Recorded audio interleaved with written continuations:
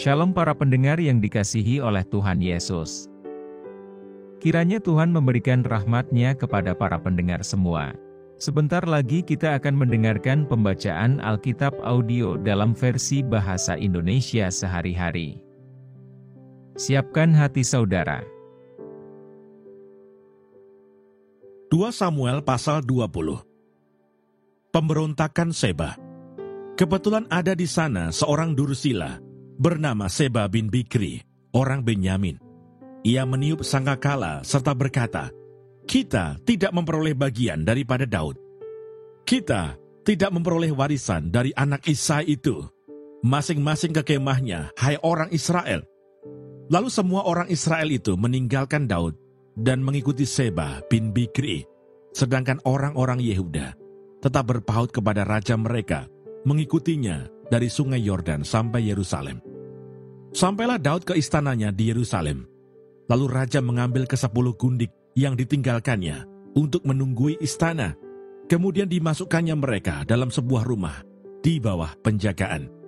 Ia memelihara mereka, tetapi tidak dihampirinya. Mereka tetap terasing seperti janda sampai hari mati mereka.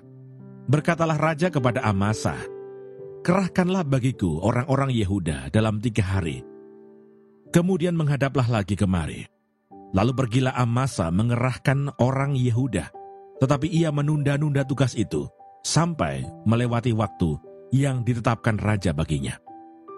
Lalu berkatalah Daud kepada Abisai, "Sekarang Seba bin Bikri lebih berbahaya bagi kita daripada Absalom. Jadi engkau bawalah orang-orang tuanmu ini dan kejarlah dia, supaya jangan ia mencapai kota yang berkubu. Dan dengan demikian, ia luput daripada kita." Lalu Yoab orang Kreti dan orang Pleti dan semua pahlawan keluar menyusul dia. Mereka keluar dari Yerusalem untuk mengejar Seba bin Bikri. Ketika mereka sampai ke batu besar yang di Gibeon, maka Amasa sudah tiba di sana lebih dahulu daripada mereka. Adapun Yoab mengenakan pakaian perang, dan di luarnya ada ikat pinggang, dengan pedang bersarung terpaut pada pinggangnya. Ketika ia tampil ke muka, terjatuhlah pedang itu. Berkatalah Yoab kepada Amasa, "Engkau baik-baik, saudaraku?" Sementara itu tangan kanan Yoab memegang janggut Amasa untuk mencium dia.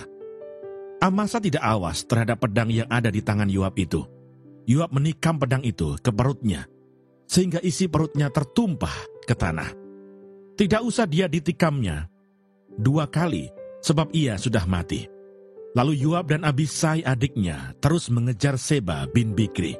Dan seorang dari orang-orang Yoab tinggal berdiri di dekat mayat itu sambil berkata, "Siapa yang suka kepada Yoab?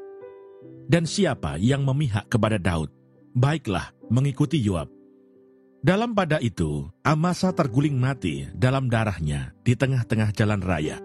Ketika orang itu melihat bahwa seluruh rakyat berdiri menonton, maka disingkirkannya mayat Amasa dari jalan raya ke padang. Lalu dihamparkannya kain di atasnya karena dilihatnya bahwa setiap orang yang datang ke sana berdiri menonton. Setelah dijauhkannya mayat itu dari jalan raya, maka semua orang itu berjalan terus mengikuti Yoab untuk mengejar Seba bin Bikri. Seba telah melintasi daerah semua suku Israel menuju Abel Bet Maaka, dan semua orang Bikri telah berkumpul dan mengikuti dia. Tetapi sampailah orang-orang Yoab, lalu mengepung dia di Abel Bet Maaka. Mereka menimbun tanah menjadi tembok terhadap kota ini, dan tembok ini merapat sampai ke tembok luar, sedang seluruh rakyat yang bersama-sama dengan Yoab menggali tembok kota itu untuk meruntuhkannya. Lalu berserulah seorang perempuan bijaksana dari kota itu, "Dengar, dengar, katakanlah kepada Yoab, mendekatlah kemari, supaya aku berbicara dengan engkau." Maka mendekatlah Yoab kepada perempuan itu. Bertanyalah perempuan itu, "Engkaukah Yoab?" Jawabnya, "Benar." Lalu berkatalah perempuan itu kepadanya, "Dengarkanlah perkataan hambamu ini." Jawabnya, "Baik." Kemudian berkatalah perempuan itu, "Dahulu biasa orang berkata begini, 'Baiklah orang minta petunjuk di Abel dan di Dan. Apakah sudah dihapuskan apa yang telah ditetapkan oleh orang-orang yang setia di Israel?' Tetapi engkau ini berikhtiar membinasakan suatu kota, apalagi suatu kota induk di Israel. Mengapa engkau hendak menelan habis milik pusaka Tuhan?" Lalu Yoab menjawab, "Jauhlah, jauhlah daripadaku untuk menelan dan memusnahkan. Bukankah begitu halnya?" Tetapi seorang dari pegunungan Efraim yang bernama Seba bin Bikri telah menggerakkan tangannya melawan Raja Daud. "Serahkanlah dia seorang diri, maka aku akan undur dari kota ini."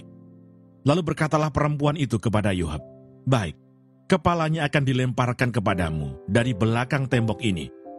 Kemudian masuklah pula perempuan itu dan berbicara kepada seluruh rakyat dengan bijaksana.